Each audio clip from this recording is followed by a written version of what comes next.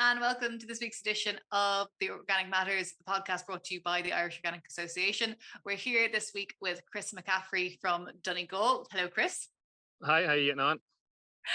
Chris, I have heard lots of good things about you, but first of all, one thing that people were keen to hear about is your shed. And I guess it's timely as well because the new Organic Tams has opened and people are looking at that 60% grant. But first of all, turn the camera around. Can we please have a look at your shed and talk us through it? Yeah, no problem at all. So basically what we had here was a 140 by it was right 40-foot wide shed. It was an old piggery shed, so that's why anybody who knows us here knows that this yard is still called the piggery, even though it hasn't been a piggery since 1970. So my father rudely converted the old piggery shed, lifted it and with acros and lifted the roof that it could be feasible to have cattle in and tractors through it. But that shed lasted right up until 3 years ago. So what we did then is we dug out the tank. So the tank here now is 104. That tank was only 4 foot deep. So what we done was it was 140 foot by 22 foot. These slats that they're on here actually are the original slats my father put back in 40 years ago. They came from JP Flood. When we lifted them, they were absolutely 110%. So we said, right, we're not going to spend $7,000 on new slats when we can use the slats we have. So with that in mind, that is exactly the way the shed was repurposed. These girders here were in the old shed as well. I sandblasted them, sent away, got them galvanized. But the main frame of the shed is new steel. So we would have designed this ourselves. We built it ourselves. I done all the cutting myself, welding it, sent it all the way to get galvanized. We made all the barriers ourselves, all the dividing gates.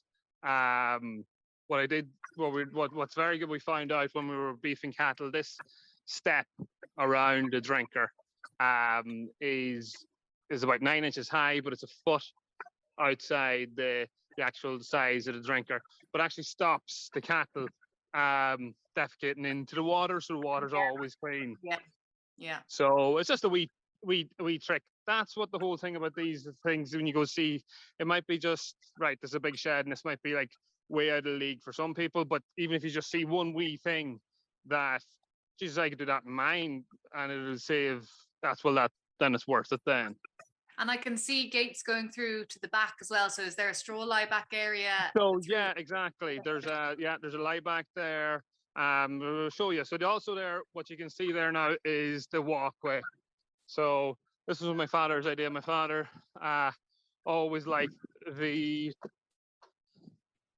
marts down south where they had their own walkway that you could walk above the cattle. Yeah. So this is the lie back. We've it all gutted out now, down into the dung steads now at this stage. But the beauty about this shed now is this shed turns into an extension of the yard. That door opens up, and then so I can bring in the entire herd. So we can bring in we have 240 odd cattle in the herd today. We can bring them all in, divide them all up, and if we have a herd test, it's just an extension of the yard. So obviously you can see how bright it is. Thanks to this. I love that. Like you go to sheds and you might see they have 1 or 2 lines of that kind of, is it perspex? No, this is it's Greenhill sheeting. It's made in Belfast, and it's a honeycomb sheeting that actually has aluminium embedded in the plastic, so it actually reflects off the heat, so it doesn't turn into a greenhouse in here. It's very, very comfortable. That's very cool. Yeah. And yeah, it lets in the UV light. So this shed is multi-purpose. It caters for the beef cattle, and when the beef cattle are going to stores, to baby calves and the cows when the cows are calving down. So in one pen we could have the beef cattle, in another pen we could have the cows and baby calves. We have 70 cows, what we had this year, 70 cows, 70 calves.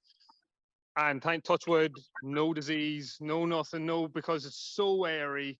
The UV light is killing any of that bacteria that's coming in. It's just, you know, it really worked out really well. Now, it cost a pretty penny. And it probably cost twice as much as what it did cost now because of the way everything's gone. But yeah, you broke up there, time. But so, can I ask how much did it cost? Oh, I didn't say it. That's why I didn't hear it. People will think you're being coy. You must have a ballpark figure in your head. I'd say we're about 150,000. Okay. So in did that you get region, a grant? Did you get a grant, or how did it go? No, I don't. We've done it all ourselves. I'm very much everything about a grant, but when it comes to a shed, I wouldn't have been able to make this shed myself if I was going for a grant, because it has to be engineered spec. So you have to have your CE ratings and everything like that. So you couldn't have got it wouldn't pass the grant to get the money. Now that it's 60% for everybody, because obviously I would have only been 40% 3 years ago. 60% actually would make a big difference. I probably, if I was redoing a shed today, I would probably pay somebody to make it, knowing that I was getting 60% grant. And would you make any other changes? I mean, it's a gorgeous shed, I think, and we have a video of this. If people are listening and they want to watch it, they can probably watch it on our social media, on the IOA social media. But like, would you have a crush in one section inside it now? Would you have calving pens? You know, would you do anything differently with hindsight? With hindsight, no, not really. I'm going to climb down here. It's probably not the health and safety way to do it, but like you can see the gate, the cattle flow through the shed. There's nothing to stop them from going from one pen to another. They flow seamlessly through it. There's no shadows, which is the biggest obstacle with moving cattle in sheds and stuff like that, I find. The different textures and stuff like that, they flow through it from pen to pen when you need to move them. Honestly, yeah, no, there wouldn't be, because I intend to do a big yard out when we go out through this gate, a temple grading styled handling system with curved chutes and everything like that. So no, I wouldn't be rushing to put it, because I know it'd be in, like a chute along that wall there would be in the way when the time you come to clean the whole thing out. What we do is we have a walk, and a man comes with wood chip round up, and he comes in with a walk and floor trailer, and he can just bed out the entire shed for me while. So it cuts out a lot of that work to bed. And you do wood chip, you don't use straw?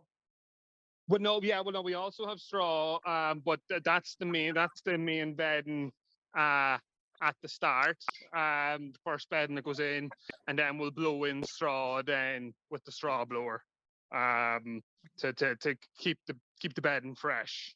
And then at Christmas time or at New Year's, I'll empty it out just like what you see here and get a new fresh load in. You know, you can hear, I don't know if you can hear that wee ticking. No, maybe you can't hear it, but it's tiny bit, yeah, that's the heat. That's the roof expanding, the plastic expanding with the heat. Okay. And you allow for that when you're putting the sheeting on. So, okay. And then we done the front of it then in cedar wood. So because you can see it from my home house is just over here. So that's what my home house is a guest house, and we have self-catering houses there as well. So when you look up, it's something nice to look at. We're going to stone face this here too. So all sorts of wee tweaks and all sorts of wee things always going on. I can see why people were telling me I needed to talk to you about your shed. It makes sense now. Yeah, well, as I said, we talked about a farm walk and stuff like that, but I just said we're not there yet, because there's so much more you want to do. But yeah, no, then we have our other sheds down here then for calving and things like that, and they work out pretty well too. But it's all, Rome wasn't built in a day. Like, I guess, Chris, we've covered the excellent shed, and people will have heard you mention cattle there, and finishing cattle and calving cattle. So give us an idea, how big is the enterprise that you're running, and how many cattle do you have? So we have, at the minute, we're farming 430 acres organically. Out of that, 180 of that is on the home farm. So it's all wrapped around this yard. And then the rest of it then is out farms that I've leased in, which the first one, luckily enough, is only about 9 kilometers away. So we're all pretty much in a tight enough circumference.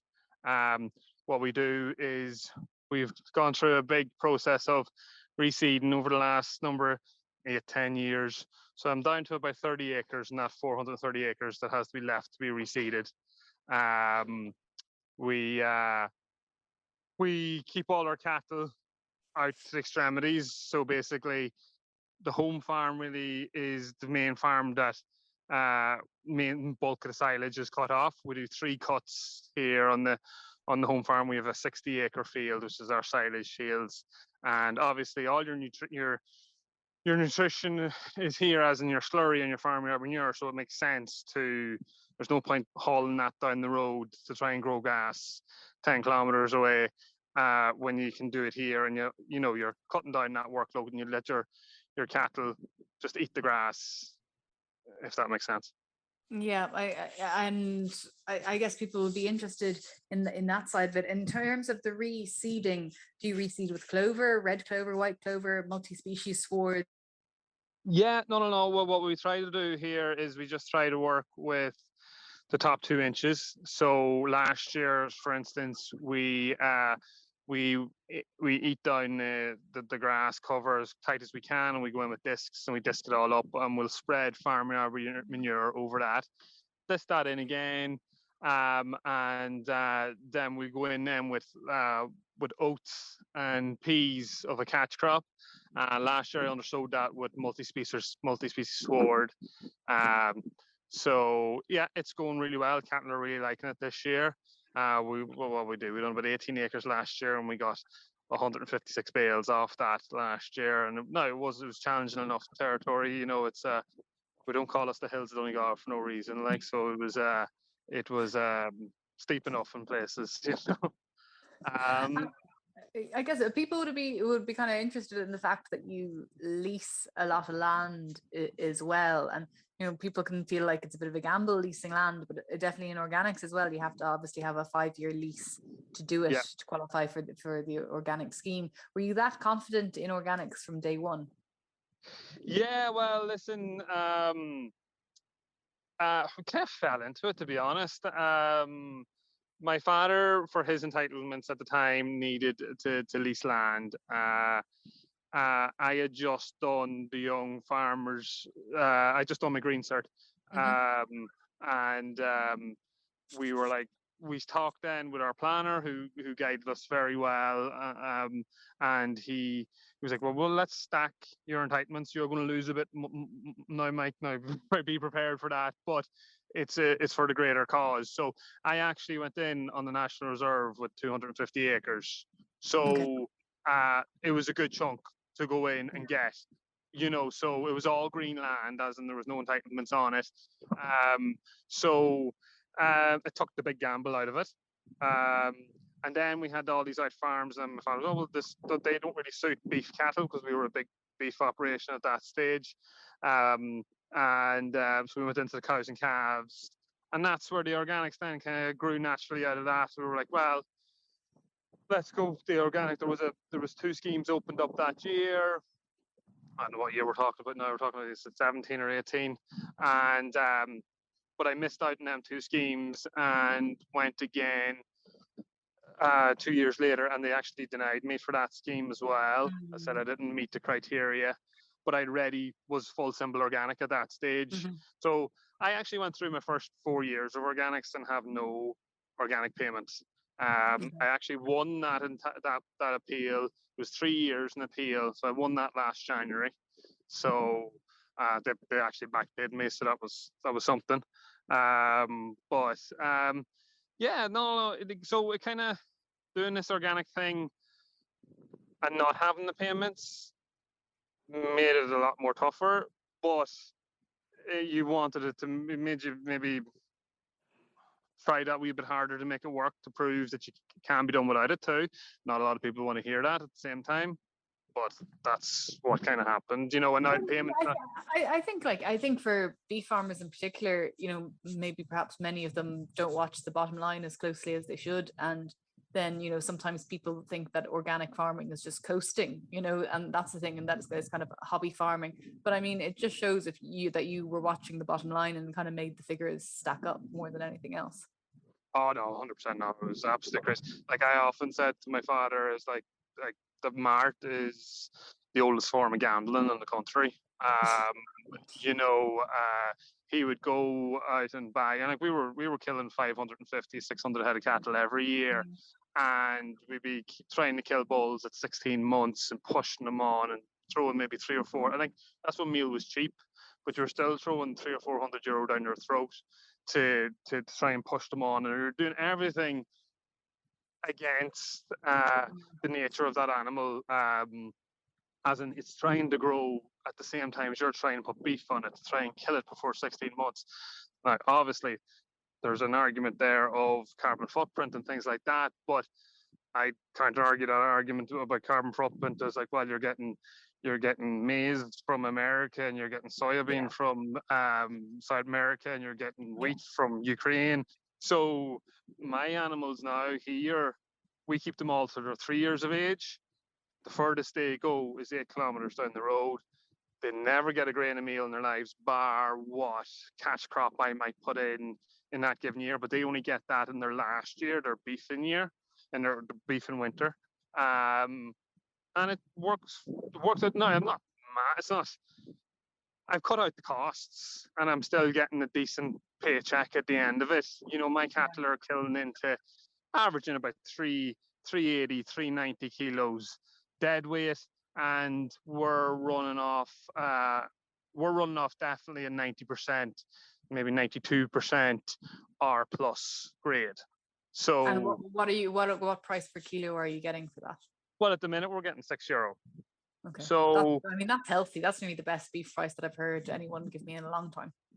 Yeah, so you get an animal into 400 kilos, it's €2,400, and if you can say he hasn't cost you anything, as in like I haven't put for €300 or €400 of meal down his throat, suddenly that 2,400 looks even better, Yeah. But it was a very tough first 4 years. We started with 70 heifers and we put them all in calf, and they all calved down. All of them calves were organic calves. We went into conversion with them. But I started with 70 and went to 250 in the herd. So we had their first calf, we had their second calf, we had the third calf. They actually dropped their fourth calf before we nearly killed their first calf, or got to sell their first calf. So it was a big gap there, and no income coming in, especially with no farm supports coming in. But that's where the self catering and the other things we do here helped out an awful lot. So even with the size of farm we are, and I'm here on my own now today, you still need a farm income to make the thing work. But no, listen, as I said, you're constantly, as I showed you, we're constantly trying to make the thing better and easier. Then in the long run, the more improvements you make, the easier it goes. But as I said, one step at a time, really. And I'm curious as well, you mentioned there the bales, and in terms of getting oats and peas into the bales, and anyone talking about making bales with oats and peas is kind of met with kind of raised eyebrows. I remember talking about doing it here and someone saying, well, you'll have the rats going mad for the bales. I mean, how have you found it? Oh no, without doubt, yeah. But like we double wrap all the bales. But out of them 156 bales we made, I lost 5. Okay. So and even the last couple were pretty. The look at them weren't weren't great to look at. Smelled really nice. like I put it in front of in the stores, and I didn't give it to the beef cattle, and they clipped everything out of it. So they still enjoyed it. It was still tasty. Yeah, listen, rodents are rodents, and you put something nice and sweet inside something, they're going to try and get at it. Like, but we tried the pit. We put it into a pit them first years, and it's very hard to keep the face of a pit right. Okay. With the amount of now, I could have fed it to an awful lot more cattle, but you'd fly through it within a matter of weeks. So I find the bales, at least if nothing gets a hole in it, it's very fresh silage when you do get it. And it sounds like, I mean, you have big numbers, but it sounds like what you're looking at is kind of making the investment in terms of not just the facilities, but also investment in the thought processes behind it. Because obviously you mentioned Temple Grandin there, who I guess would be a pioneer in terms of developing livestock handling. And there's a book that she has as well. And you do actually you've recommended before reading the book, but that just shows you're willing to put a bit of thought into it, aren't you? Oh no, 100%. And again, I'd reiterate that anybody's listening, it's like €15 on Amazon or wherever you want to buy it. It's amazing. Like when you put in the practices, she talks about how to handle cattle and just how to position yourself around cattle to make them move. We don't use sticks here. We don't believe in sticks. I believe you think you have a stick in your hand, you get brave instead of concentrating on trying to get away from them. And that was always the way we were here, even before we were beefing cattle. So no, being around factories a lot and seeing her designs in Donegal Meats in Clonus, where the organic, where I bring all my organic cattle.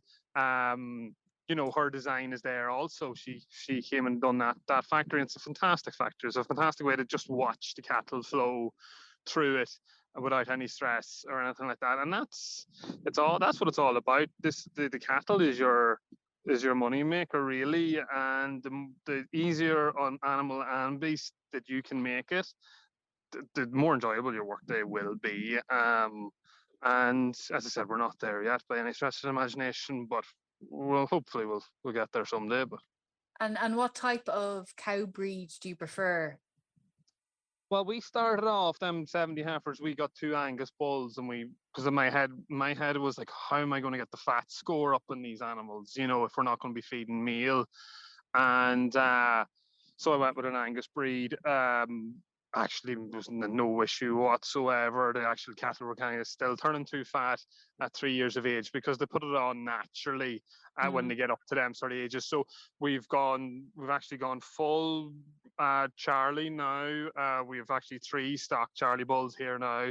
Really not by choice. I was saying one of my Charlie bulls put out his shoulder yesterday, so I had to go out and buy another one because I was trying to tighten up my calving window. This year we had what did I have? I had 27 calves in 2 weeks. So I'm trying to get that.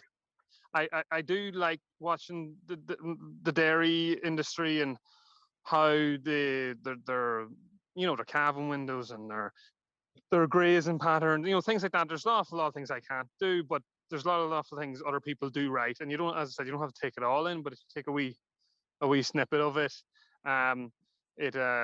you can take it in and make your enterprise work that wee bit better for you. Yeah. And any kind of advice to anyone out there, whether they're thinking about going organic or trying to improve things on their own beef farm at home? Well, what we didn't really mention was, as I said before, like I'm big into TAMS.